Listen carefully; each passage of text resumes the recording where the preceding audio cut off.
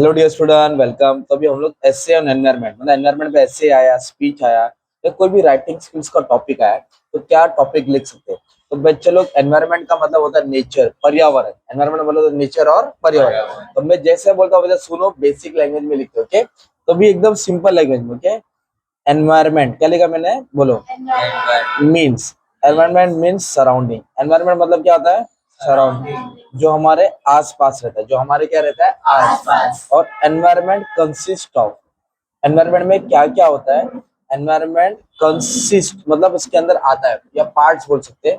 Environment consist of कौन सा चीज होता है उसमें, फिजिकल होता है, क्या होता है जिसको देख सकते हैं। केमिकल होता है ना। एंड बायोलॉजिकल, क्या बोलते थे, बायोलॉजिकल फैक्टर्स। ये सब फैक्टर्स रहते हैं जो हमारे एनवायरनमेंट को अफेक्ट करते हैं। अफेक्टिंग है ना, क्या लिखेंगे हम लोग, अफेक्टिंग। मतलब किसको अफेक्ट कर रहा है, लिविंग ऑर्गेनिज्म। किसको अफेक्ट कर रहा है, लिविंग ऑर्गेनिज्म। और तुम लोग एक लाइन खुद से ऐड कर सकते हैं, क्योंकि ह्यूमन लाइफ क्या लिखेंगे हम लोग, ह्यूमन लाइफ है ना, depends upon environment, depends upon environment. हमारी लाइफ किस पे डिपेंड है, एनवायरनमेंट में, है ना। फॉर लिविंग, फॉर ओके, मतलब एक लाइन ऐड कर दिया कि जीने के लिए हमें एनवायरनमेंट का डिपेंड है। तो एनवायरनमेंट के टाइप्स बताने का, फिर कैसे लिख सकते हैं। एनवायरनमेंट क्या लिखेंगे, environment are of, environment are of, environment are लिखा मैंने, क्या लिखा, are biotic and abiotic factor. Biotic और फैक्टर। तो बायोटिक फैक्टर होता है जिसमें लाइफ होता है, क्या होता है, तो ऐसे लिखेंगे biotic factors, biotic factor are living organism. Are क्या है, लिविंग ऑर्गेनिज्म सच एज, क्या क्या लिविंग ऑर्गेनिज्म है, प्लांट्स क्या लिखेंगे, एनिमल्स है ना, ह्यूमंस क्या लिखा, एक्सेट्रा। फिर लिखा वेयर एज, क्या लिखेंगे, अबायोटिक फैक्टर, क्या लिखेंगे, abiotic factor are called non living things, are called non living things, है ना।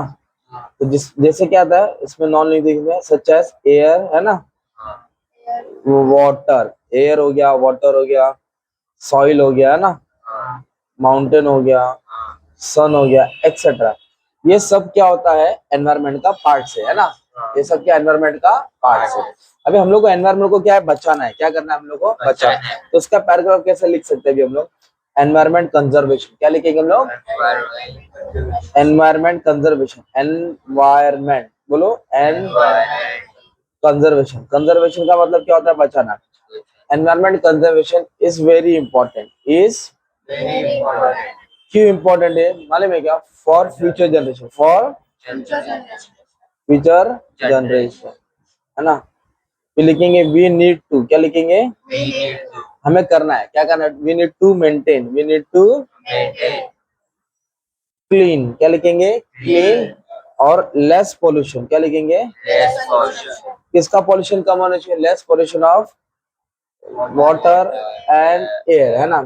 वी मस्ट, क्या लिखेंगे, वी मस्ट, हमें क्या करना चाहिए, मेंटेन करना चाहिए, क्या करना चाहिए, कौन सा बैलेंस मेंटेन करना है, इकोलॉजिकल, मतलब जो भी बैलेंस है एनवायरनमेंट का उसको डिस्टर्ब नहीं करना है ना, है ना।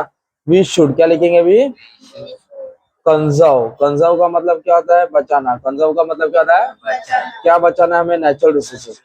क्या बचाना है, और we should also, we should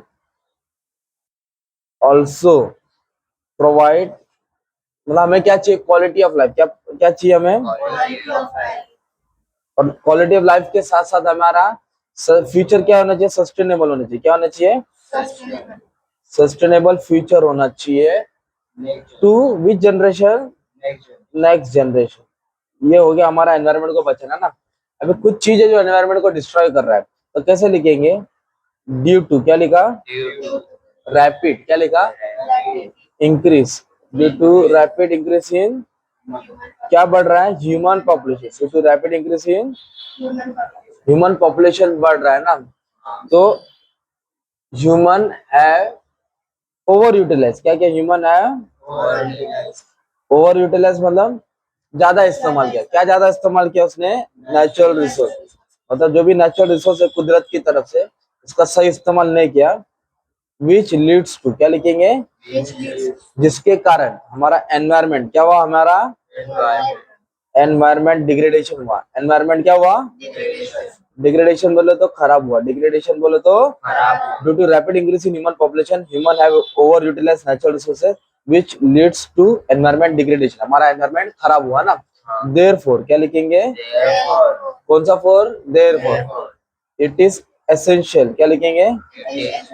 या जरूरी, क्या लिखेंगे? जरूर, necessary to conserve environment, to conserve environment, to conserve environment, है ना।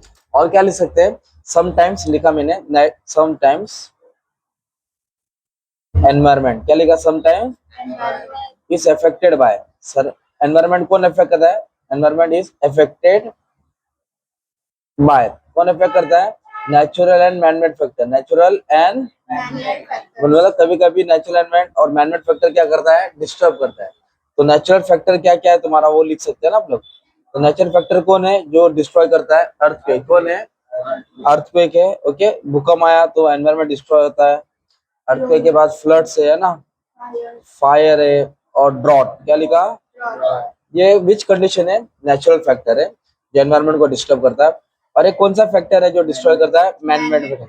मैनमेड बोलो तो इंसान के थ्रू, मैनमेड बोलो तो मैनमेड फैक्टर में क्या लिखना है? डिफॉरेस्टेशन, क्या लिखना है? डिफॉरेस्टेशन बोले तो झाड़ की काटना हो गया ना। इंडस्ट्रियलाइजेशन, क्या लिखेंगे? मतलब इंडस्ट्री का बढ़ना, तो फॉरेस्ट को क्लियर करता है। और एक्सेसिव यूज ऑफ केमिकल, क्या लिखेंगे? एक्सेस मतलब ज्यादा, एक्सेस बोले तो एक्सेसिव यूज ऑफ केमिकल्स, तो जिसके कारण अपना एनवायरमेंट की फर्टिलिटी जा रही है। पॉल्यूशन, क्या है? ये सब फैक्टर है जो एनवायरमेंट को डिस्ट्रॉय कर रहा है। क्या कर रहा है? तो इसलिए हम लोग को एनवायरमेंट को मैनेज करना चाहिए। तो लिखेंगे इट इज एसेंशियल, क्या लिखा? टू मैनेज एनवायरमेंट, क्या लिखेंगे? To manage environment. एनवायरमेंट को क्या करना है? हमें मैनेज करना है। कैसे? इफेक्टिवली ना। तो क्या तरीका अपनाना चाहिए? तो हम लोग को करना चाहिए कीप, है ना। क्या करना है? कीप वेस्ट केयरफुली, उसको सही जगह पे डंप करना चाहिए ना। फिर लिखेंगे नेक्स्ट सेव फ्यूल, क्या लिखेंगे? फ्यूल बचाना है, इलेक्ट्रिसिटी बचाना है, सेव वाटर, है ना। ये सब चीज को हमें क्या करना है? बचाना है। और क्या? वी हैव टू फॉलो, क्या लिखेंगे? We have to follow our mantra. क्या फॉलो करना है? आर मंत्र मतलब क्या क्या फॉलो, क्या रूल्स है? रेड्यूस, है ना, रेड्यूस है, रीयूज है, रिसाइकल, ये सब फॉलो करके करना है। और हमको बायोडाइवर्सिटी को बचाना है। किसको बचाना है? बायोडाइवर्सिटी बोले तो प्लांट्स एनिमल, क्या होता है ना, जंगल हो गया, जानवर हो गया। Plants animal should be protected.